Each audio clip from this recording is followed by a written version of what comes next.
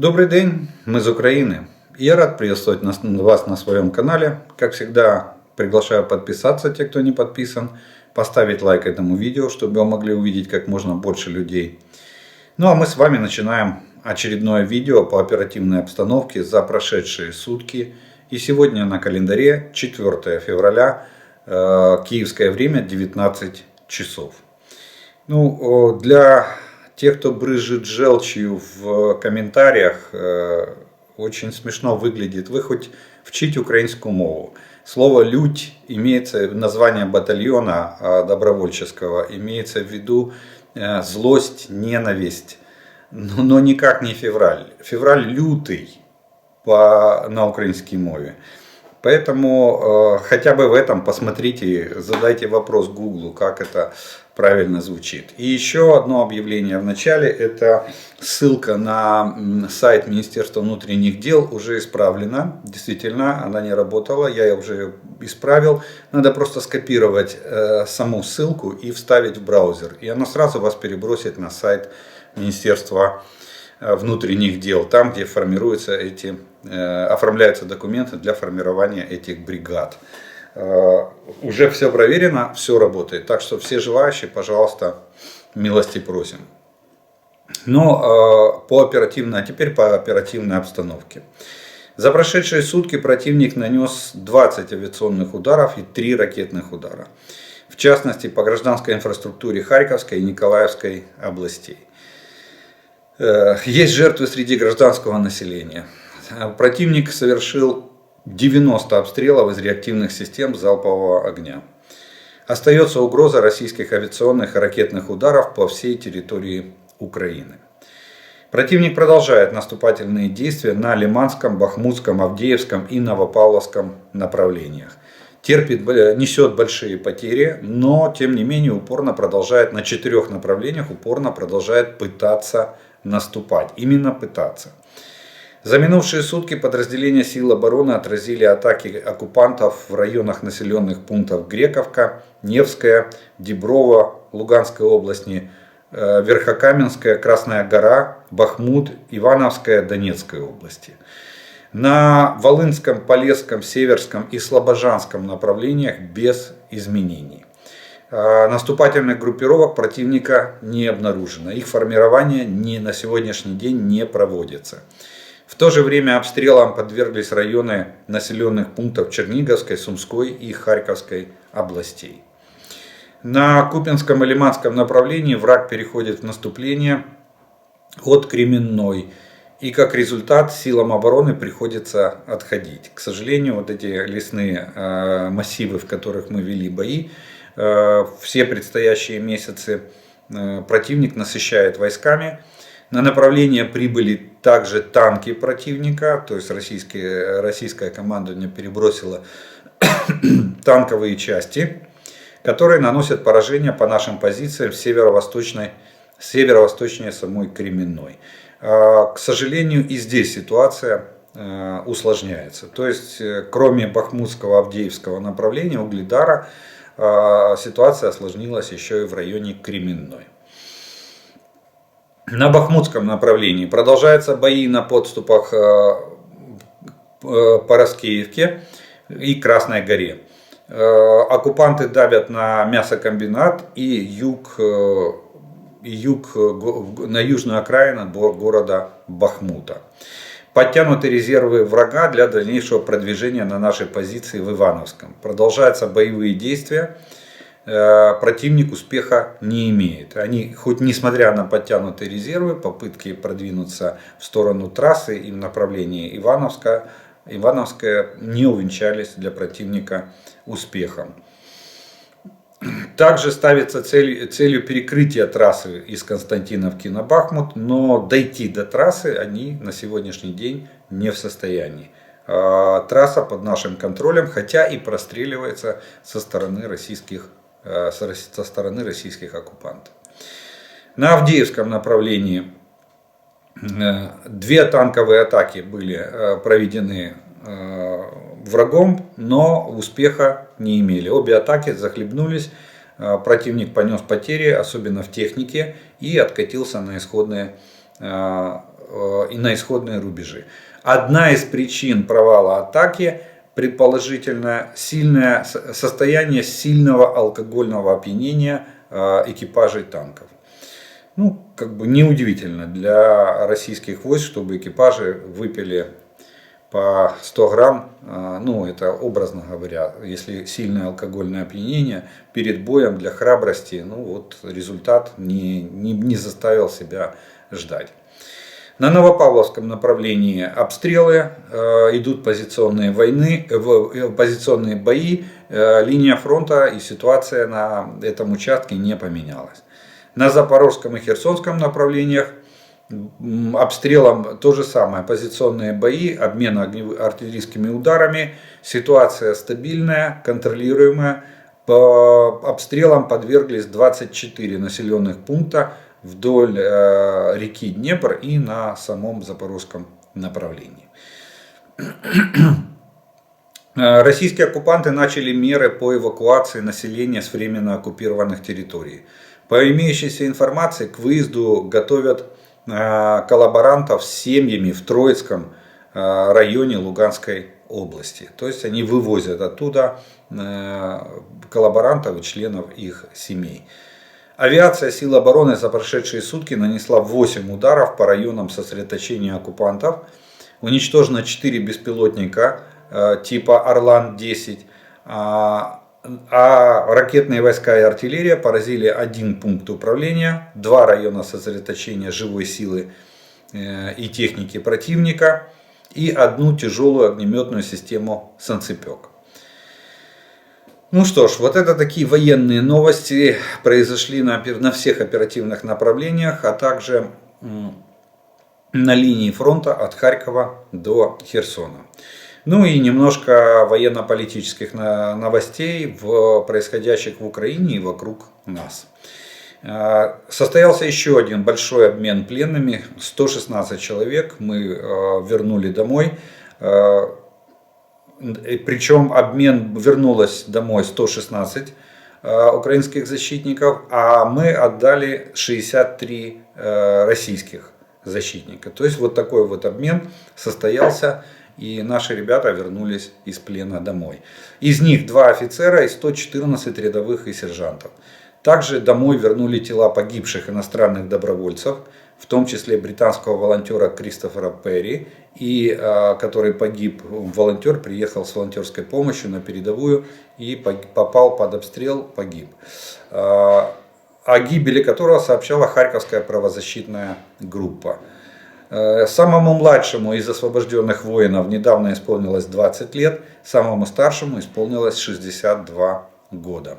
Вот такая вот новость возвращения домой 116 военнослужащих вооруженных сил обороны Украины. Там есть представители разных силовых структур. Военный атташе по вопросам обороны Соединенных Штатов заявил, что наши специалисты, украинцы, завершат обучение в Соединенных Штатах на системах Patriot уже через несколько недель. Украинские военные опережают график учения на системах Patriot. Они овладевают современными ракетными комплексами по ускоренной программе и завершат тренировки в Соединенных Штатах уже через несколько недель. Об этом украинской службе «Голос Америки» сообщил атташе по вопросам обороны Украины в Соединенных Штатах Борис Кременецкий. Но мы, в принципе, не сомневались. Это стоило ожидать, и мы об этом с вами говорим постоянно, что для нас не проблема освоить. Что САУ, пожалуйста, там танки тоже осваиваем, уже приступили. Точно так же. А это говорит о том, что через несколько недель, это значит, что к марту месяцу этот Patriot будет стоять на боевом дежурстве в Украине. Он будет переброшен, скорее всего, авиацией. Это основной вид переброски техники и, соответственно, заступит на боевое дежурство в нашей стране, там, где определит ему генеральный штаб. Дальше. Такая проблема, как дезертирство в российской армии, она набирает массовый характер. И доказательством тому это первое, помните, да, заградотряды, которые состояли из кадыровцев И они открывали огонь по бегущим обратно зэкам, то есть тем, кто заключенным, которые отказывались идти в атаку. Мы знаем там случаи расстрела этих заключенных, показательного убийства, чтобы они не отказывались идти в наступление. Ну и также вот эти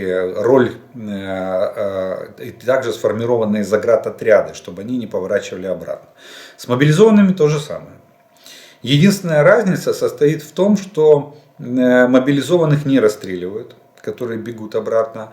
Пригнали СОБР, в частности на Бахмутском направлении. Наша разведка наблюдает подразделение СОБРа российского. И задача этого СОБРа — отлов. Они отлавливают этих мобилизованных, которые убежали с поля боя, убежали из расположения части и убежали там куда-нибудь, лишь бы спастись. В основном они все бегут в сторону границы и пытаются вернуться домой.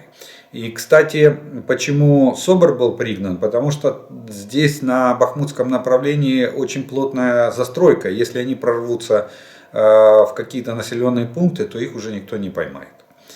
А вот, допустим, на Херсонском направлении, на правом берегу реки Днепр, когда там степная местность, там степи, и когда они убегали, первые мобилизованные, которые приехали, тоже там убегали, так их искали с помощью вертолетов.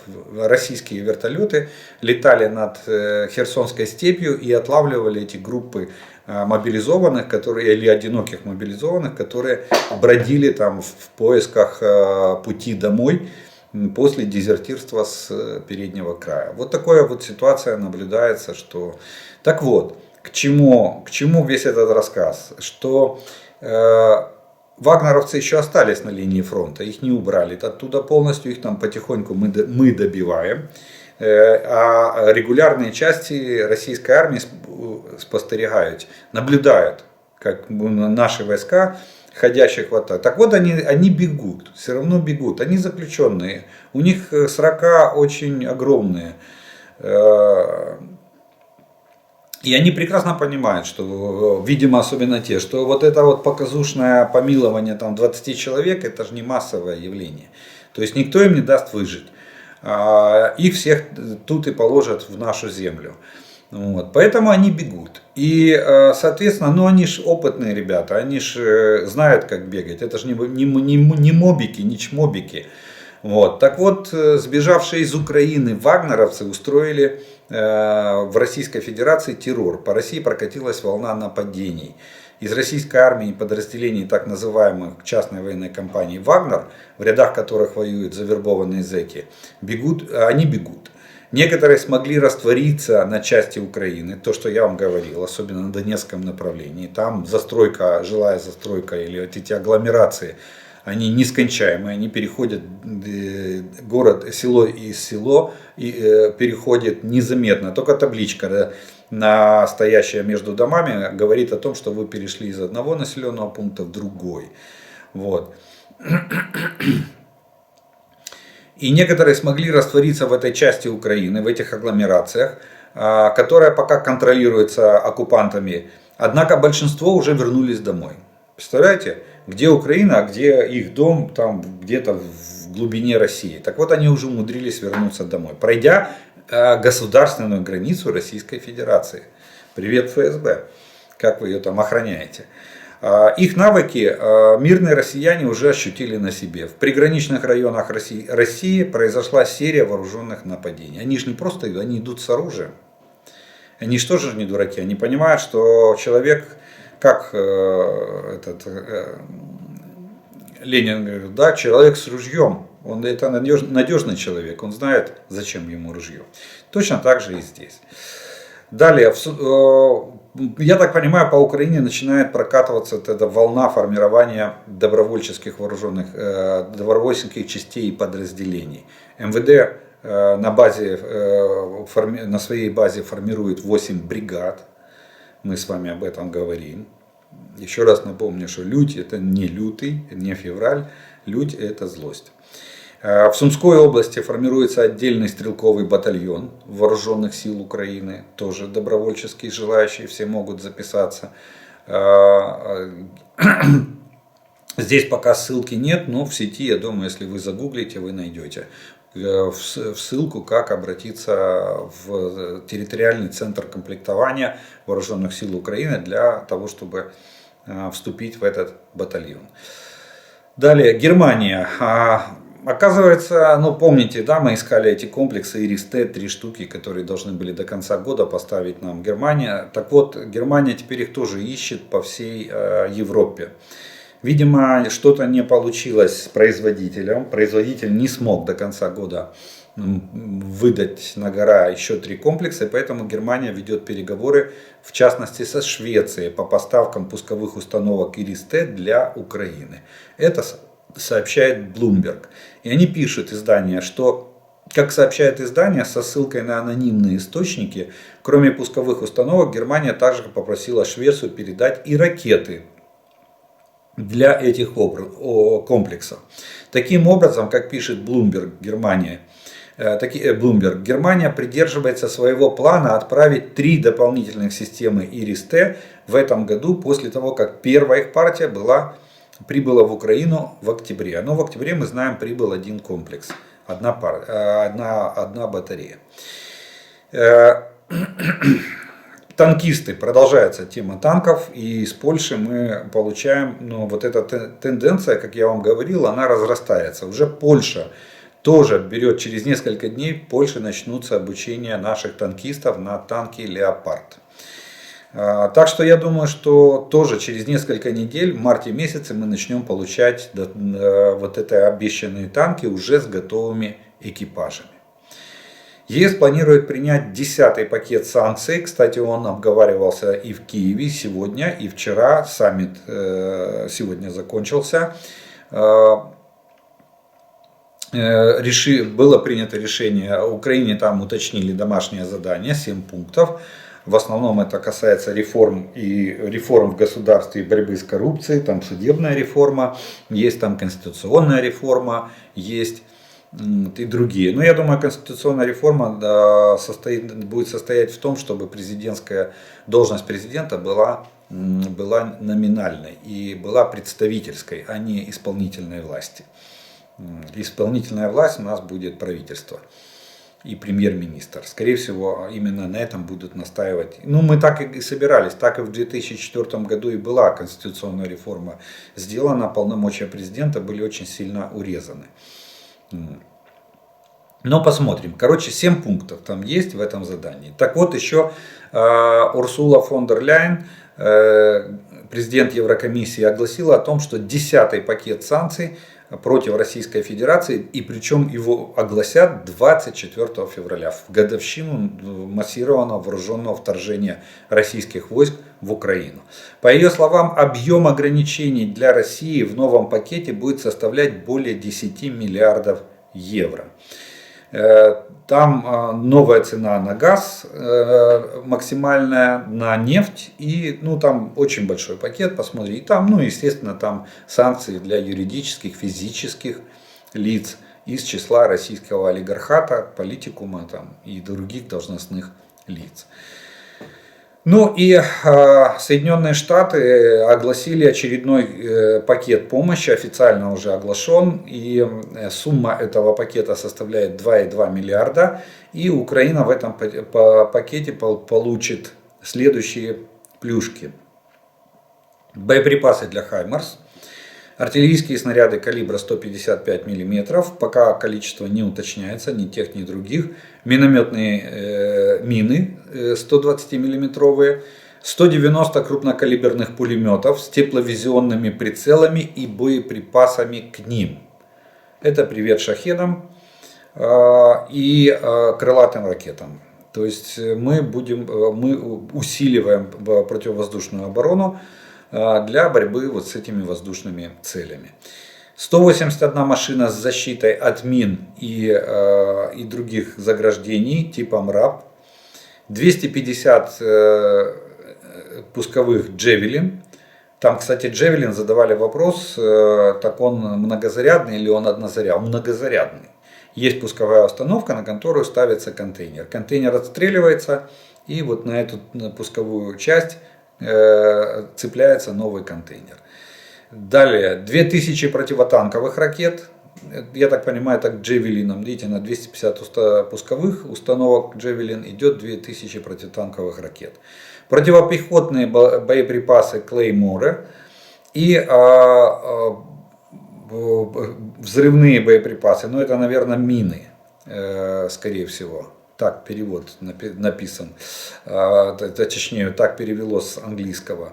Мины и снаряжение для холодной погоды, шлемы и другое полевое оборудование.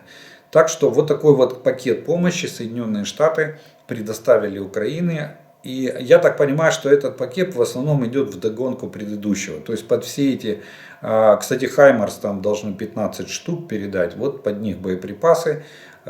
Плюс 155 у нас теперь этот калибр становится основным. И расход этих боеприпасов с каждым днем растет. Вот еще их добавили. Ну и все остальное имущество. Вот такие вот военно-политические новости произошли в Украине и вокруг нее. На этом мы первую часть нашего с вами видео закончим. И я по традиции сделаю паузу. У вас есть время подписаться на мой канал, кто еще не подписан. Поставить лайк этому видео, если оно вам нравится. И тогда его смогут увидеть как можно больше людей. Ну и через некоторое время мы с вами продолжим.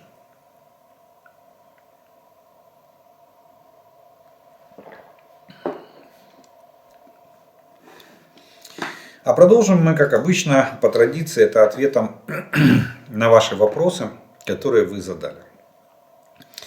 И первый вопрос сегодняшнего дня прозвучит следующий. Поясните нам, гражданским, насколько опасно леопарду наезд на противотанковую мину. Как и простому танку, или есть такие мины, или ему такие мины нипочем. Эти уроды ведь заминировали наши земли, а зная, что у нас будут леопарды, заминируют еще больше. У страха глаза велики. К сожалению, это так. Насчет мин, да, Российская Федерация засыпает, российские фашисты засыпают наши территории минами от и до. И дистанционно, и так минируют. Везде, где есть только возможность, везде идет очень большое минирование. У нас на территориях тех областей, которые уже освобождены, там Сумская, Черниговская, Киевская, Житомирская, до сих пор идут работы по поиску мин и по их ликвидации. Каждый день у нас Государственная служба по чрезвычайной ситуации оглашает: не пугайтесь, будут взрывы, будем ликвидировать, будем уничтожать вот эти мины. Что касается танка «Леопард», смотрите, у нас, я наблюдаю такую тенденцию, она очень нехорошая. Это эйфория. Эйфория в плане того, что супертанки, чуть ли не на уровне инопланетных космических кораблей. Нет, давайте немного успокоимся. Они технологически на порядок лучше тех танков, которые есть, допустим, в армии страны-агрессора, в России. Вот. А они точнее, они там более живучие на поле боя, то есть они более защищенные в плане брони. Но они все равно остаются обычными танками. И наезд на противотанковую мину, конечно же, приведет к его подрыву. Конечно же, танк может быть выведен из строя. Может вырвать несколько катков, допустим, разорвет гусеницу, но экипаж может остаться, в этом случае может остаться в живых. Для того, чтобы такого не случилось и чтобы танки не подрывались на российских минах, для этого те же немцы и другие страны, которые поставляют нам леопарды, передают вместе с ними инженерное оборудование, которое в том числе навесное на танке. То есть на танк навешивается минный трал, который катится впереди танка, танк его толкает перед собой, и если наезжает на мину, она подрывается. И танк спокойно едет дальше. И таким образом проделывает колею, по которой другие танки тоже могут преодолеть эти минные поля. Поэтому точно так же подрывается, как и любой другой танк. Рогозин сказал, что скоро на фронте у российской армии появятся какие-то принципиально новые вооружения. Что это может быть за вооружение? Оно уже появилось. Это роботизированная платформа на гусеничном ходу. Они ее называют истребитель леопардов. Ну, она истребитель танков называлась, а теперь они называются истребитель леопардов. Ну, скажу так, это, насколько я понимаю, 4 таких единицы было доставлено. Это экспериментальные образцы, они не выпускаются серийно. Еще завод их не выпускает. Это лабораторная сборка. И они их просто привезли для испытания. Ну, естественно, из этого сделали информационную помпу, что вот истребители леопардов. Они, кстати, их привезли к фронту поближе, где-то они закатили их в ангары на промышленной зоне. И теперь они будут на них устанавливать противотанковые ракетные комплексы. То есть на них еще даже птуров нет. Там есть только направляющие, и сейчас они будут туда устанавливать. Один пулемет крупнокалиберный и две там было направляющих для ПТРК. Вот и все. То есть де-факто, ну, я бы не сказал, что эти 4 платформы могут там сделать какую-то серьезную погоду. Тем более они довольно большие по размерам и довольно высокие. То есть даже в окоп его спрятать будет очень проблематично. Поэтому для наших джевелинов это просто еще одна дополнительная цель. Вот такое вот новое супероружие. Но испугать, конечно же, надо. Надо, чтобы все испугались, вспотели, задрожали и так далее.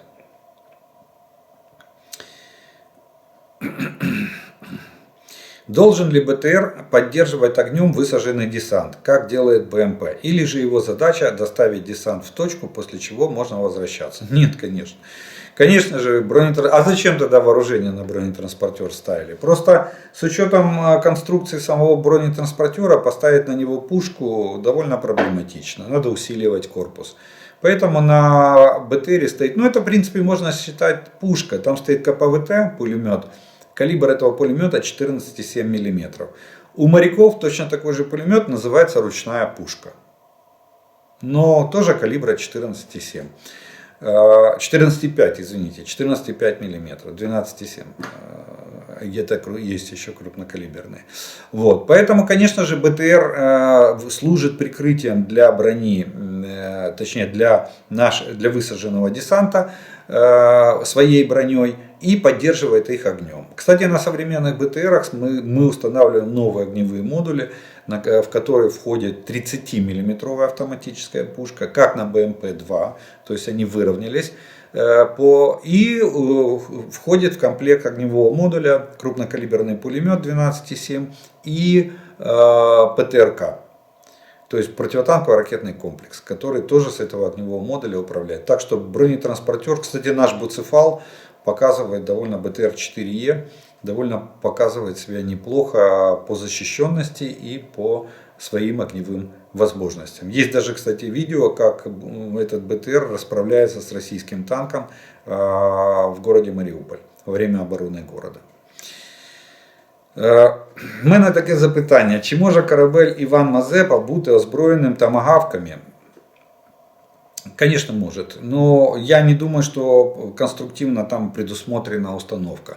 Если там есть место для размещения ракетных комплексов, то да, отвечу да, это вполне может быть и ракетный комплекс типа Томагавк, корабельного базирования. Может быть что-то другое, какие-то другие ракеты, которые будут сделаны в будущем. Допустим, тем же нашим конструкторским бюро КБ «Луч». Так что, да, если там есть места, то он может быть вооружен и томагавками в том числе. В реалиях этой войны получается, десантные войска уже были, пропускаем. Как работают высокоточные снаряды того же Хаймарс? Насколько я помню, корректировка траектории происходит сразу после пуска, а дальше он летит все 80 километров как болванка и падает. По идее, ветер и другие метеоусловия должны сбить курс этой болванки, но она прилетает прямо в цель. Как такое возможно? По идее, на исходе траектории должны включаться какие-то двигатели, чтобы скорректировать снаряд на цель. Но вы говорили, что они включаются только на старте, при запуске. Поправьте меня, если я не прав. Смотрите, внимательно слушайте, что я говорил по поводу начального участка траектории. Дело в том, что на начальном участке траектории, когда работает маршевый двигатель, основной, корректируются ракеты, не снаряды, ракеты, ракетных комплексов. Точка У, тактический ракетный комплекс, Искандер российский, оперативно-тактический ракетный комплекс. Вот у них баллистические ракеты корректируются на начальном этапе участке траектории, когда работает маршевый двигатель. Рули срабатывают, они корректируют. А ракета попадает в цель за счет того, что метеоусловия на момент полета ракеты учитываются заранее. И поправки на ветер, на перепады давления, на отклонение давления от нормального, на температуру отклонения от нормальной, закладываются в данные для стрельбы. И они учитываются заранее. Заранее. Да, это нельзя предугадать точно, но поэтому круговое отклонение оно всегда существует, а хоть 1 метр, но он есть. Вот. А в основной своей массе ракета попадает ровно в ту точку, куда. Хаймарс — это реактивная система залпового огня, она стреляет снарядами. И эти снаряды у нее тоже корректируемы. Этот снаряд корректируется в ходе всего полета. У него после выхода из направляющей, у него открываются крылышки. И за счет этих крылышков есть блок GPS-навигации в этом снаряде, туда заложены координаты. Он связывается со спутником, получает сигнал от спутника и корректирует, весь полет корректирует снаряд. Поэтому у него точность 1,3 метра. В основном они попадают с точностью до 1 метра, то есть точно в точку прицела. Но корректируется он за счет крыльев и за счет рулей, имеющихся на этих крыльях. Никто его там, никаких двигателей дополнительных не размещает на нем и не запускает. Точно так же корректируется снаряд Эскалибур 155 мм, который выпускает из пушки. У него, кстати, специально сделаны ведущие пояски так, чтобы в виде подшипника. Так, чтобы снаряд не раскручивался в канале ствола, а вылетал с минимальным вращением, и при открытии крыльев он фактически стабилизируется в полете и так, чтобы не вращаться, и летит не вращаясь. И плюс у него еще стоит активно-реактивный пороховой ускоритель в хвостовой части снаряда, который дополнительно придает ему энергию, и он летит аж на 75 километров. А могут ли западные средства ПВО, Патриот, Ирис-Т, САМП-Т сбить ракету «Кинжал»? И второй, могут, теоретически могут. Практически, я думаю, что мы это с вами узнаем в ходе этой войны. Наверняка Россия еще будет применять «Кинжал». Кстати, Россия применила «Кинжалы» трижды. Всего-навсего. За все время. 3 ракеты было пущено по территории Украины. Разведка наша, разведданные говорят о том, что открытые разведданные говорят о том, что этих изделий, там ракет, около 40, около 40 или 50 штук, не более того. То есть где-то цифра вот так колеблется в этом числе. Это не серийная ракета, она не производится серийно. Ее сейчас никто не выпускает. Вот. Но и вопрос их дальнейшего применения, это очень такой вопрос непонятный. Может, они технически не могут их пускать, может, они не хотят их пускать, чтобы не опозориться, потому что попадет, не попадет, куда она попадет. Вот.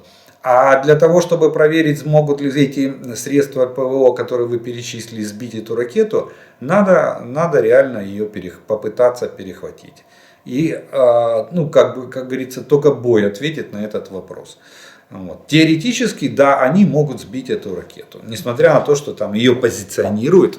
Это, обещать это не значит жениться. Но россияне ее позиционируют как гиперзвуковую. Некоторые специалисты говорят, что она гиперзвука достигает только на одном участке траектории. Вот. А так она летит как обычная сверхзвуковая ракета. Да, у нее сверхзвуковая скорость у этой ракеты.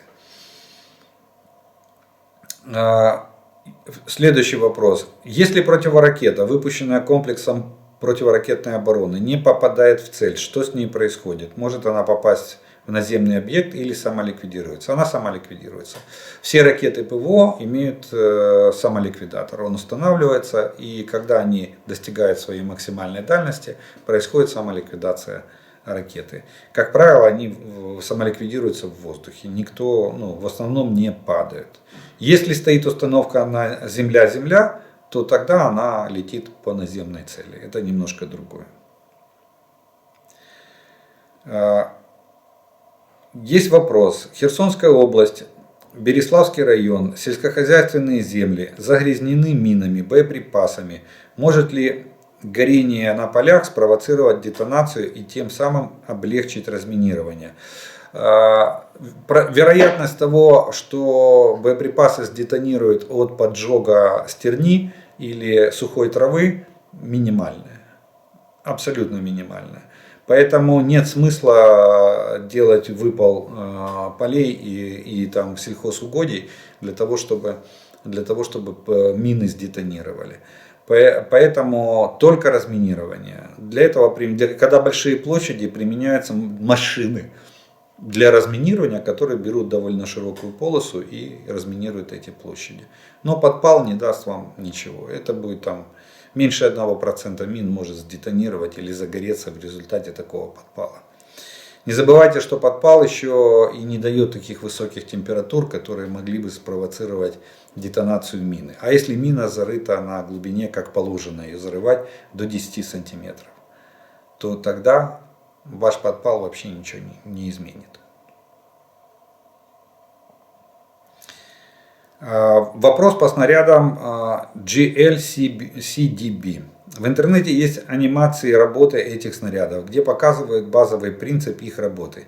Если я правильно понял, это анимации и вообще описание снаряда.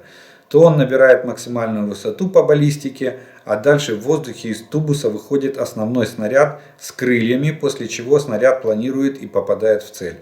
А вопрос состоит в следующем. После выхода планирующего заряда из тубуса этот заряд дополнительно набирает скорость за счет уже своего двигателя или просто планирует как самолет-планер, за счет чего увеличивается максимальная дальность. За счет этой технологии с крыльями, за счет более мощного двигателя в первой половине пуска снаряда, за счет собственного двигателя этого планера, если он есть, или все вместе. Также крайне важный вопрос, который вытекает из предыдущих. Увеличивается ли у противника способность к сбиванию этого снаряда, если он все же движется с меньшей скоростью в конце траектории. Просто как планер, без реактивного двигателя. Как наши защитники сбивают шахеды зенитными пулеметами. Давайте так. У него есть вышибной заряд, который выбрасывает вот этот конечный боеприпас, когда раскрываются крылья, и тем самым придает дополнительное ускорение. Во всем остальном за счет планирования и снижения этого снаряда, а на цель он практически пикирует под острым углом, где-то примерно 30-40, от 30 до 45 градусов, он разгоняется довольно до большой скорости. Вот, и, соответственно, поражает эту цель. За счет вот этих крыльев он планирует. Но у него скорость довольно большая. Шахед летит со скоростью 180-200 км в час. То есть он практически как машина по трассе. Он с такой же скоростью и летит. Поэтому его легко сбивают. Этот снаряд сбить очень тяжело. Почему? Потому что он маленький по размерам. И он не дает той отметки на экране системы ПВО, чтобы она его увидела.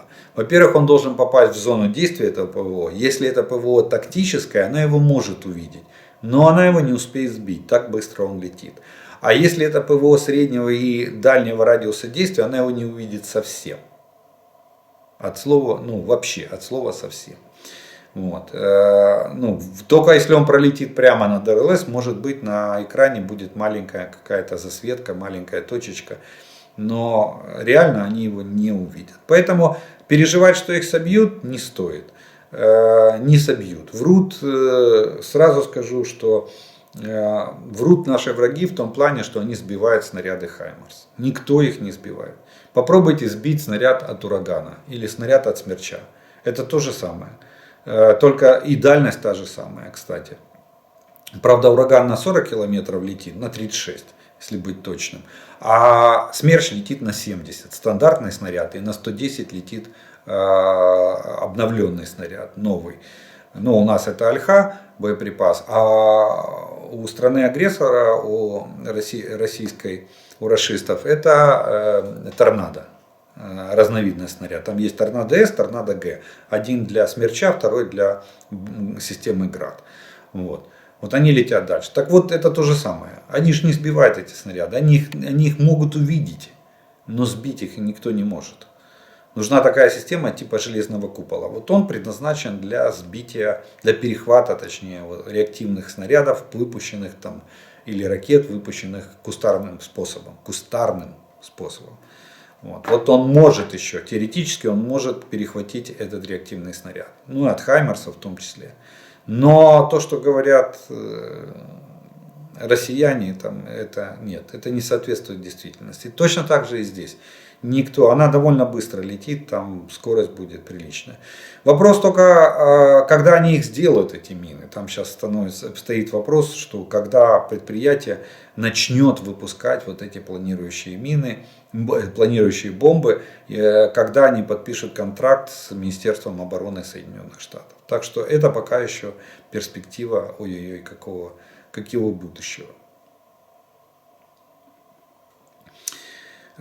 Здравствуйте, подскажите, пожалуйста, как сбиваются самолеты оккупантов? Разрабатывается план какой-то или на авось? Ну, ни плана нету, ни авось нету. Смотрите, как сбиваются самолеты. Идет построение системы противовоздушной обороны на каждом участке линии фронта. Сейчас мы пытаемся достигнуть того, чтобы разные участки объединялись в одну сплошную линию обороны, в противовоздушную. Для того, чтобы был обмен данными, обмен информацией. Кто первый увидит, тот и передает данные. А так станции ПВО работают в постоянном режиме, смотрят небо. Это называется смотреть небо. С появлением воздушной цели, то есть с появлением отметки на радиолокационной станции, цель захватывается и поражается. Работает, ну можно так сказать, все работает в режиме онлайн.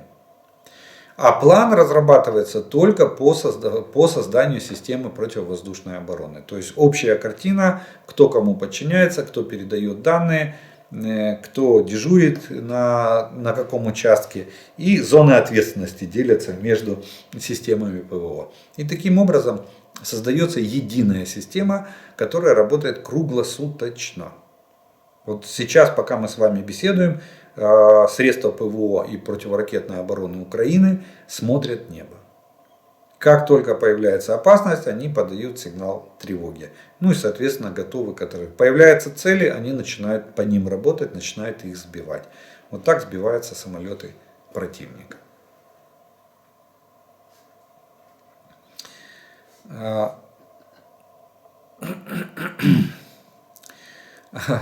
Чи є якась інформація про ЗРК Кільчинь? Наскільки якісна по характеристикам ця розробка та чи могла б вона допомогти Україні в цій війні? Я думаю, что в любом случае она бы помогла. Вопрос в том, что она в разработке. Нету даже тактико-технических характеристик этой зенитно-ракетной системы. Она разрабатывалась, и на сегодняшний день она так и осталась в виде разработки. На какой стадии находится разработка, на сегодняшний день вам сказать, нет такой открытой информации, нет. Я думаю, что это эскизные проекты или максимум чертежи и расчеты по этой зенитно-ракетному комплексу. Вот. Если бы он был, конечно бы он помог нам закрыть небо. Может быть, если бы мы их наклепали там 100 или 2, мы бы 24 февраля бы не встретили, содрогаясь от взрыва бомб и ракет российской авиации, которая тут летала по всей территории Украины и бомбила все, что хотела. Вот. Поэтому, а на сегодняшний день я даже удивился, что вы вспомнили о этом ЗРК. Вот. Он где-то там еще в глубинах конструкторского бюро пытается что-то над ним колдовать. Сердечный привет из Германии. У меня такой вопрос. Вы уже несколько раз говорили о преимуществах ракет до 300 километров дальности. в свойстве поражения транспортных путей снабжения. Русские пропагандисты тоже постоянно требуют, что надо разбить железные дороги, чтобы военная техника не доходила до фронта. Но что оккупанты действительно это делают? Или это у них получается? Вроде как не слышно. К большому нашему счастью. Почему? Нет у них таких высокоточных ракет такой дальности? Или это просто не оглашается? Заранее благодарю за ответ. Слава Украине. Смотрите, это разрушение нашей транспортной инфраструктуры, это точно так же, как разрушение нашей энергетической системы. Она настолько дублирована, у нас настолько развита сеть железных дорог, что это не имеет смысла. Пока не разрушат все мосты и узловые станции, мы восстановим те, которые были разрушены первыми. Но в любом случае, даже сейчас, когда наносились массированные ракетные удары, в том числе летом, когда наносились по узлам железной дороги, движение поездов уже не прекращалось. Да, мы перешли в некоторых на тепловозную тягу, потому что разбиты подстанции, не хватает мощностей, но все работает. И плюс отсутствие большого количества ракет, которые необходимо, чтобы они попали в эти мосты, в эти путепроводы, в эти транспортные развязки. Поэтому, а сейчас их очень и очень мало. Поэтому они идут по принципу приоритетности целей. На сегодняшний день, судя по характеру массированных ракетных ударов, можно сделать вывод, что приоритетность целей состоит именно в энергетике. Почему? Потому что энергетика гасит все. Без электричества нет света, нет тепла, нет воды и не едут поезда. Почему? Потому что основная масса железной дороги на электрической тяге. А у нас дороги практически все электрифицированы. Но выход из этого положения есть. А сегодня в России уже и ракет не хватает для того, чтобы наносить массированные ракетные удары. Сегодня Украина создала такую систему ПВО и противоракетной обороны, что мы вышли на коэффициент на уровень 85% сбития воздушных целей. Это по ракетам. Остались только баллистические и ракеты. И ракеты ПВО комплексов типа С-300. С ними, да, на сегодняшний день это наша проблема, наша головная боль. Но и то мы пытаемся с ними бороться. Но Искандеры летят всего лишь на 500 километров. Кинжалов, я уже сказал, очень-очень мало, и они не серийные. И, видимо, нет готовых экземпляров для того, чтобы их применять. Поэтому эти МиГи-31 каждый раз взлетают и садятся, взлетают и садятся. Пока опять не разобьют какой-нибудь очередной самолет. Знаете, да, 2 разбили, 1 сгорел, причем горел дважды. Сейчас на ремонте где-то там. Еще, правда, 9 у них есть. Всего вроде как было 12 переоборудовано МиГов-31 под ракетный комплекс «Кинжал». Поэтому вот такая картина с этими ракетными ударами. А наносить бомбовые удары, сегодня российская авиация, мы закрыли. От российской авиации небо полностью закрыто. Они не могут зайти в наше воздушное пространство на самолетах для того, чтобы выполнить бомбометание по каким-то целям.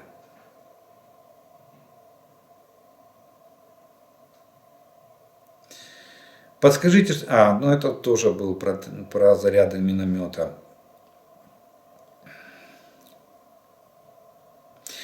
Видел видео, где орки зашли на позицию, где сидел в блиндаже наш воин и с помощью дистанционного пулемета положил несколько десятков орков. Сказали, что он был на позиции один, и эту позицию не смогли взять больше 3 дней.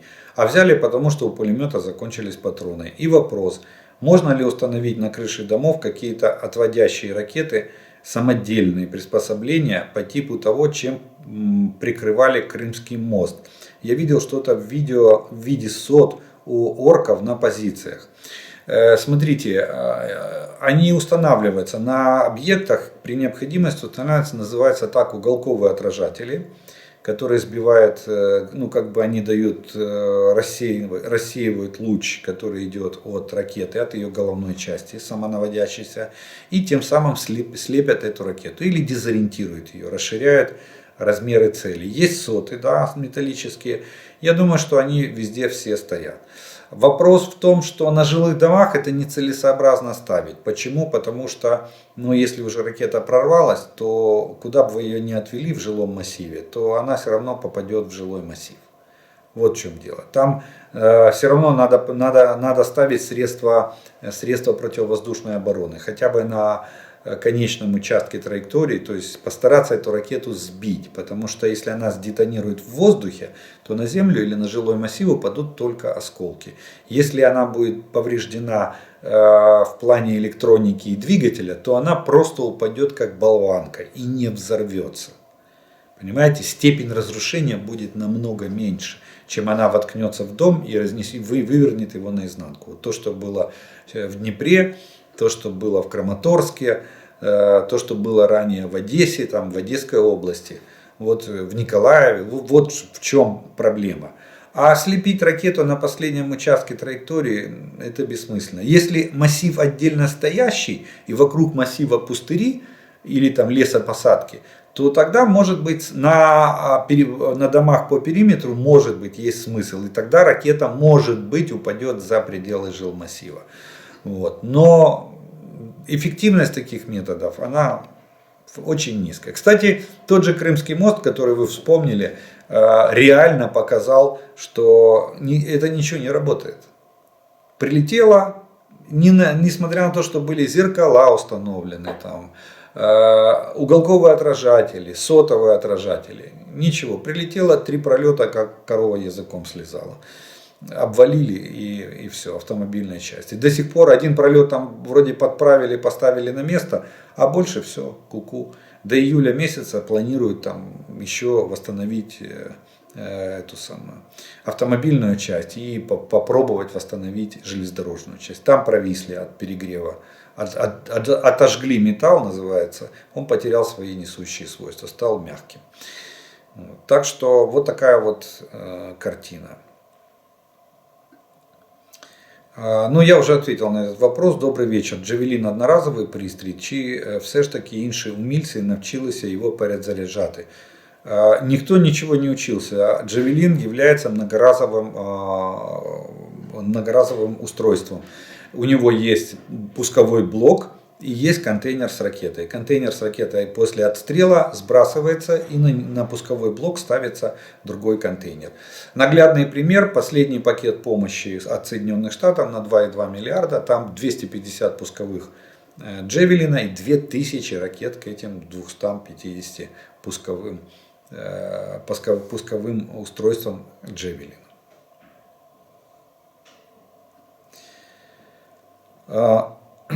Читал, что придумали пулеметы с тепловыми датчиками. То есть, когда в прицеле есть человек, то пули вылетают. А когда нету, механизм останавливается. Скажите, у каких стран есть такие пулеметы? Ну, я не слышал про такие пулеметы. Я слышал, что есть зенитные пулеметы с тепловыми не датчиками, а с тепловизорами. Кстати, мы получаем вот в этом пакете помощи, последнем оглашенном Соединенными Штатами Америки, мы получаем зенитные пулеметы с тепловыми датчиками, которые будут работать по шахедам и ракетам на ближних дистанциях.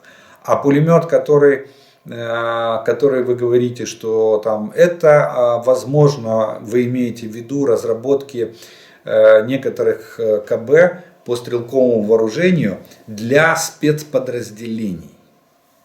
И там могут разрабатываться оружие, которое, допустим, срабатывает от отпечатка пальцев. То есть, если чужой человек возьмет автомат или пистолет в руку, этот пистолет работать не стрелять не будет. А пулемет, который может там определять наличие человека, есть или нету. Ну тогда смысл этого пулемета? Он должен различать, где хороший человек, где плохой. Вот. Если он не стреляет по людям, то по врагам, а ими в том числе являются в первую очередь люди, вот, то смысл этого пулемета.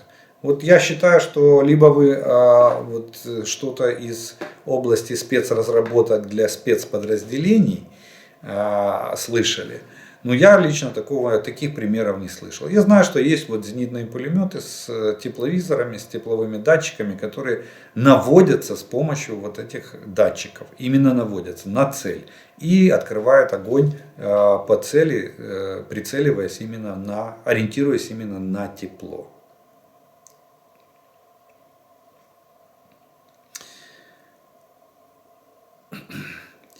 Смотрю, что пишут россияне в соцсетях, особенно в Одноклассниках.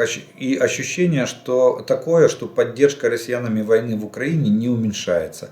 Оголтелая антиукраинская риторика призывы стереть Украину с лица земли. Какое-то преклонение перед Путиным. Все это не внушает надежд на позитивные изменения в российском обществе.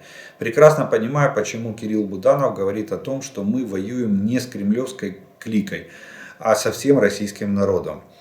А что вам известно о настроениях в российском обществе? Меняется что-то? И если меняется, то в какую сторону? Спасибо. Скажу так, что пока работает пропаганда и пока Путин у власти, ничего не меняется. Наоборот, остается очень высокий уровень поддержки этой войны. Вы абсолютно правы, и наш главный разведчик тоже абсолютно прав в том плане, что они настроены воевать. Если бы настроения в обществе менялись, то в военкоматах были бы проблемы с набором мобилизованных, и у нас сегодня на фронте наступление бы российских оккупационных войск не начиналось. Понимаете? Кто ж тогда воюет, если все против войны? Вот у меня такой вопрос. Посмотрите на линию фронта, она отражает, армия это зеркало государства. И если они все рвутся в бой, уничтожать, покрошить укропов, как они нас называют, да, сало рейха они нас называют, вот, то и там военкоматы, никто ж там даже вот эта тенденция там поджогов военкоматов уже давным-давно прекратилась. Была какая-то волна, и на этом все остановилось. Они согласны идти на убой за родину, чтобы пиндосы не пришли, не отобрали туалет на улице.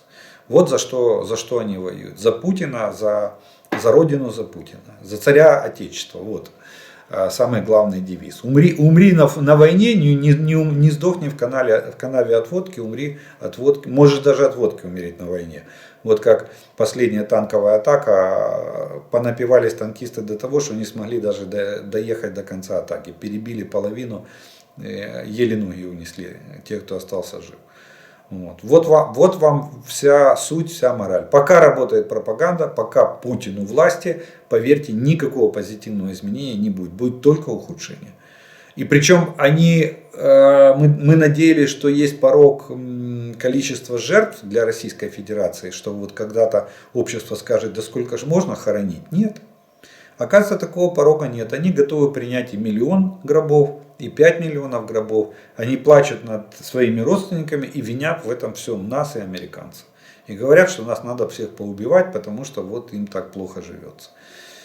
К сожалению, вот идеология работает именно так. И ситуация, на мой взгляд, именно такая. Очень, очень плачевная. Почему я и поддерживаю идею 6-метровая стена, ров с крокодилами, колючая проволока и на долгие годы. Пока не сменится, пока не умрет то поколение, которое будет помнить эту войну. Не участвовать в ней, а помнить эту войну. Как минимум.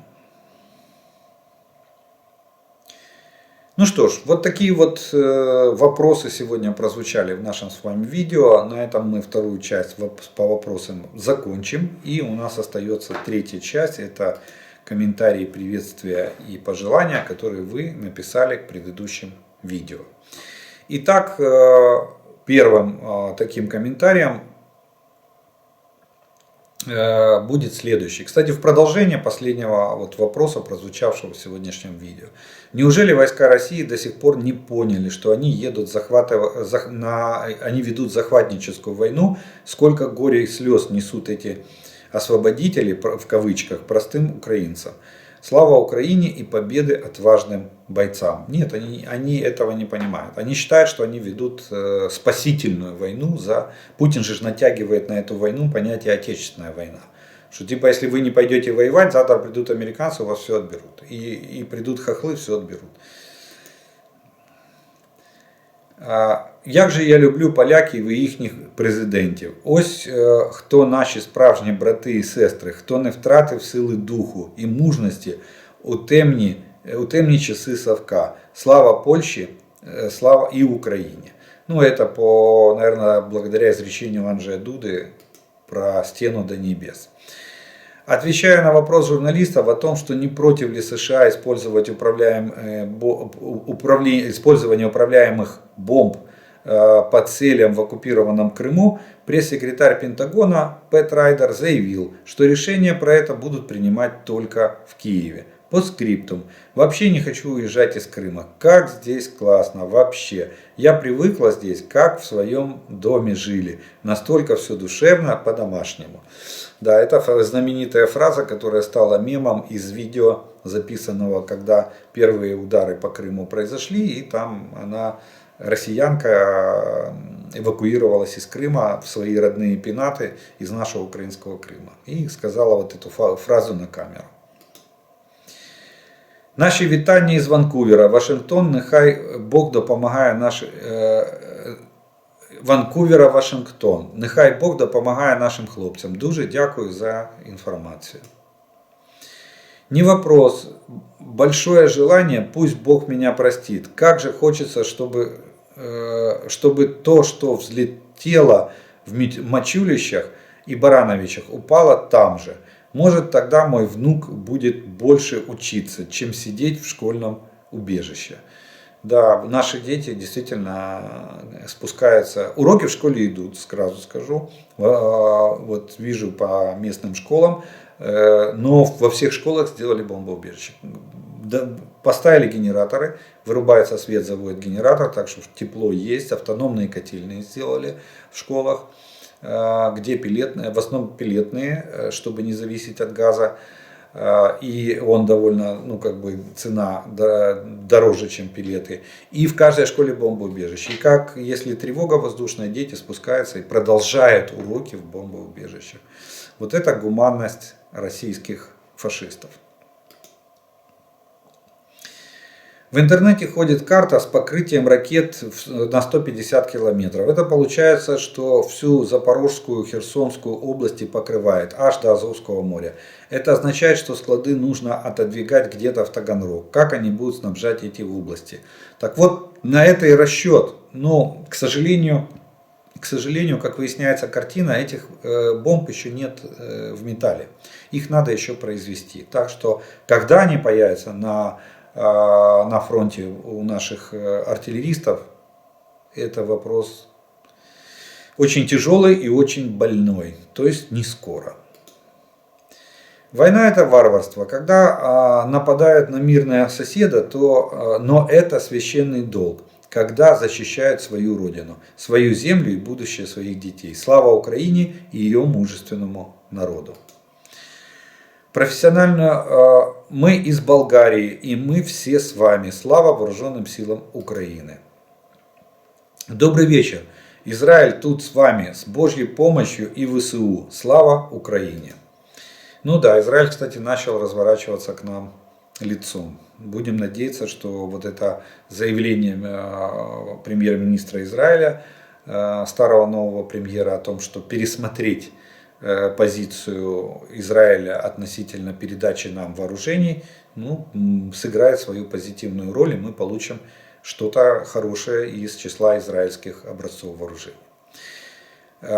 Кстати, может быть, Израиль разрешит нам передать МиГи-29, польские и словацкие. Я думаю, что там вся задержка именно из-за Израиля, потому что, скорее всего, такой точной информации нету в открытом доступе, но, скорее всего, на мой взгляд, там стоит авионика фирмы Рафаэл израильской, и поэтому их нам не передают. Потому что Израиль пока что категорически против. Если Израиль разрешит, то я думаю, эти МиГи тоже станут в строй. Но тогда они будут на уровне западных образцов, потому что израильская авионика одна из лучших в мире. Привет из Литвы. Сегодня достигнут рекорд в деле поддержки Украины. За час мы собрали 1 000 000 евро, когда одна крупная компания пообещала удвоить все пожертвования, которые будут сделаны в течение часа. Люди пожертвовали 1 000 000. А пресловутая компания добавила добавила еще миллион. В итоге приближаемся к 6 миллионам евро к концу 5-го дня сбора «Радарим». Так называется сбор денег для покупки радаров для нужд вооруженных сил Украины. Мы с вами. Слава Украине! Ну что ж, на вот этой вот мажорной ноте про фонд под названием «Радарим» для закупки радаров для вооруженных сил Украины мы и закончим сегодняшнее видео. Я благодарю вас за ваше время, за ваше внимание, что вы досмотрели до этого момента. Огромное тем, кто еще не подписан, приглашаю подписаться. Кому понравилось видео, поставьте лайк ему, для того, чтобы его могли увидеть как можно больше людей. Огромное спасибо спонсорам и тем, кто помогает и поддерживает мой канал. Благодаря вашей поддержке и спонсорской помощи у меня есть возможность записывать эти видео и доносить до вас эту информацию. Ну а мы с вами продолжаем верить вооруженным силам України. Перемога за нами. Слава Україні!